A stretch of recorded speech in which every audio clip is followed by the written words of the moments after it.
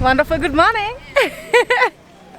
So I am today here recording from my special place in my heart, but more about that later, where I am exactly, because this scenery might look a bit different to the ones you're used to know from my end, and that's why I chose to record this video about safety and hygiene and vaccines and everything you need to know when you are planning to travel to Africa.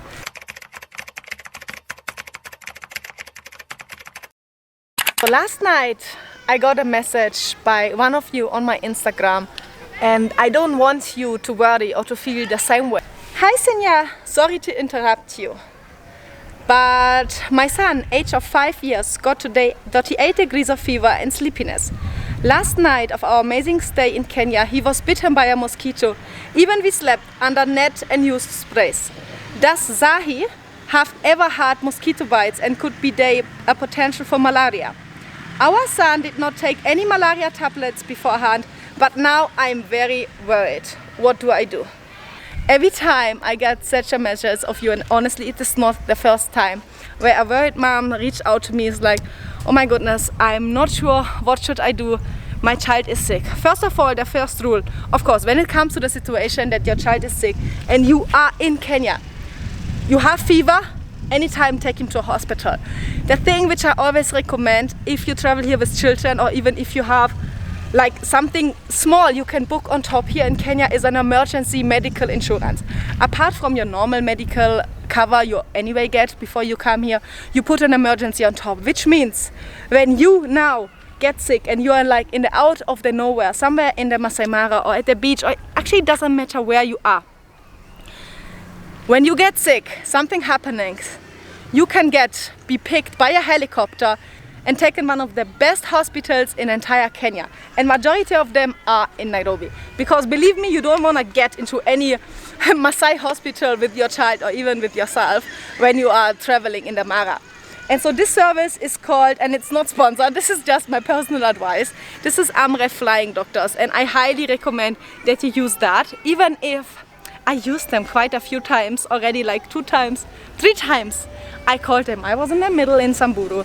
My baby had an ear infection and it got really worse, to an extent that I was super worried. I have to take him to Nairobi, and it did not even cross my mind. But the only thing I knew was like, I don't want to take him to any hospital in Samburu. Then I made a call to Amref Flying Doctor, and immediately they said, okay Sinja, where are you? Get ready, in 30 minutes we can send you a helicopter to pick your child, take you to Nairobi to your hospital. And that was for me such a relief and such amazing. I ended up actually not taking it, because I said, okay, I was traveling with the client, give me like 1 or 2 days and we see how it will develop and then how his ear is. And I got another doctor on call. So I had a phone call with a doctor who was a specialist who advised me on what to do, and that's what we ended up doing. And then when we came back 2 days later, we went to Nairobi and got the treatment there in the hospital. So all I'm trying to say is there are ways on how you can make sure that you are safe while traveling, and even in the worst case, you are covered. Of course, as a mom, when it comes to vaccines, oh my god, I have been like freaking out. There are so many vaccines Zahi got, and I know not everyone wants to give vaccines to your child or even to yourself, and that is okay. I am not here to tell you what to do. I'm just giving my own personal advice. At the end of the day, you have to go and see your doctor. Even sometimes it's good to get to a tropical institution, like a specific clinic, if you're traveling to Africa. Because in Germany, for example, they are like general doctors. They might not be aware of everything and what is the actual case. So we have special clinics. They can give you more details about now which vaccines are necessary right now. Because what I also didn't know is, for example, right now in Kenya, we had an outbreak of cholera. And now I went to the doctor and Zahi got the cholera vaccines. So these are maybe some small information which is good, like, is this disease really right now in the country, or is it necessary? Because you also don't want to give him all the vaccines. And if you check, according to the rules, there is not a single vaccine you have to give to your child. The only thing which is mandatory might be yellow fever, but only to the ones if you come from a yellow fever risk country, like if you are from Europe, there's no yellow fever in Europe. You don't need yellow fever. So either if you are coming from one or you have recently traveled to a country with yellow fever is when you need yellow fever. There's no other mandatory vaccine you have to get. So it's up to you and your doctor what you want to vaccine your child. What I did, because I know so many asking which additional, like did you give Zahi because you are traveling here as a mom. And for Zahi it's a bit different because he's born here. So I'm giving him all the vaccines which I think are necessary for a child to get. And there are quite a few. So this is like hepatitis A, B, measles, typhoid, cholera he just got recently. Yeah, too many. So that's why I'm saying I don't want to give you my personal advice. You just get your own opinion and get the ideas from your doctor which one you actually choose to do, because at the end of the day you are the mom and you have to choose and decide if this is what you want for your child or not.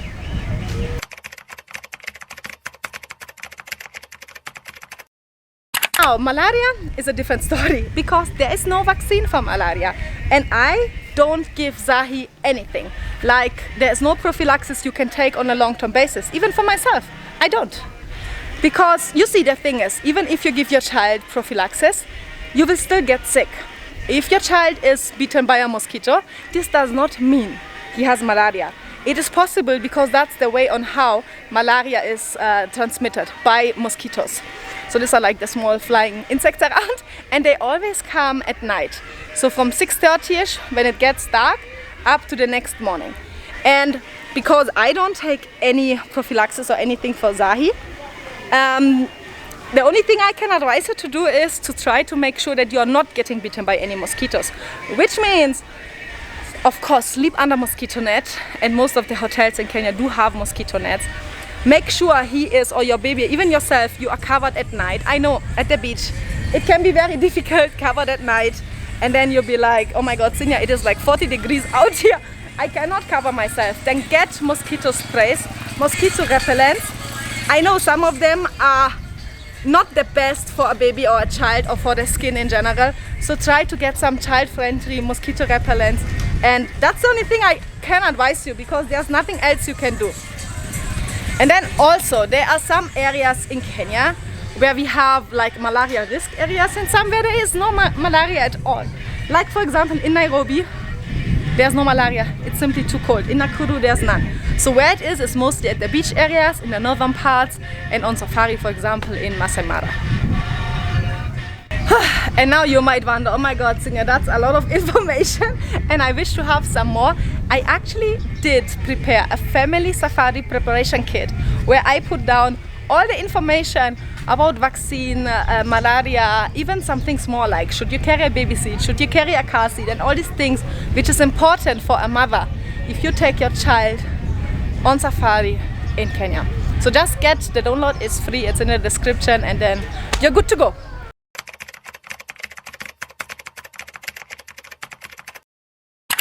In Kenya, you cannot take any tapped water. So what I do is mostly all the hotels we stay in, they give you, I mean, the better one in the luxury hotels, they give you like bottled water, which means all your water, even for brushing your teeth, it is already put in a glass bottle with water. So you know this water is safe for you to take and for your child. I would never ever give any tapped water from anywhere, even restaurants. You have to be careful if you eat somewhere in the streets or somewhere outside, which I would not recommend at all. Because for example, in the streets, there's like no rules here. I mean, you can do your own business, you can start anything, like the way you want, like the controls are so small, and if you just eat any street food in Kenya, like the cooking oil for example might be bad. Or there might be some things inside which you don't even want to know what is there. So don't give your child any street food. That is a thing, yeah, which I would not do, and I stopped even for myself eating completely anything from the streets. But even for restaurants, you will see a good restaurant when they give you bottled waters, and also if they have like water there just in open things, you have to be careful and ask if this water is from the tap or where they have the water from, to make sure that you are safe. And then of course, yeah, when it comes to now your hotel and your food, In most of the hotels, let's say from 3, 4, 5-star hotels, it's very simple because they have a child corner, which means like a food corner for kids, and you can talk to the chef and let him exactly know like this is exactly what my child needs, and then they can prepare that food for you. And in that way you are not like, everything is there. You don't have to worry about, not unless your child is like very small, like when I started traveling with Zahi. Of course, our first safari we did when he was 8 weeks. So we carried all our food and everything was organized, and of course it was mostly milk, so that was actually the easiest ever because then you don't have to overthink. But if there's anything specific your child needs, and oh my goodness, another point is snacks.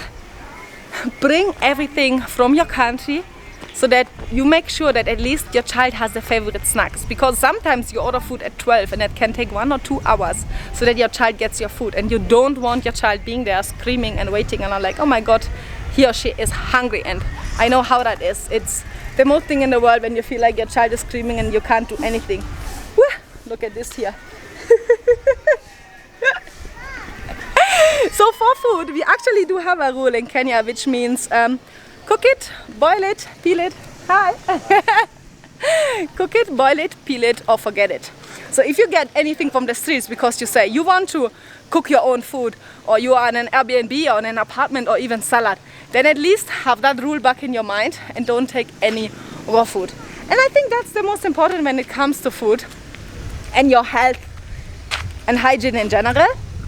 And another thing, my last point, which I think is also very important, I want to share with you, is that you should carry something like a medical health, like emergency kit, which has something against headache, fever and diarrhea, because the food is different, and even if you are trying so hard to make sure your child or even yourself, you might still get sick, because we are in a different country, we have different water, different climate, just the stress of traveling. There can be so many things happening. So to have this like first aid kit for yourself with medicine and just the most important things, I think that is one of the most important things, so that you don't have to start running and now looking for a hospital or pharmacy nearby which you might not be able to trust.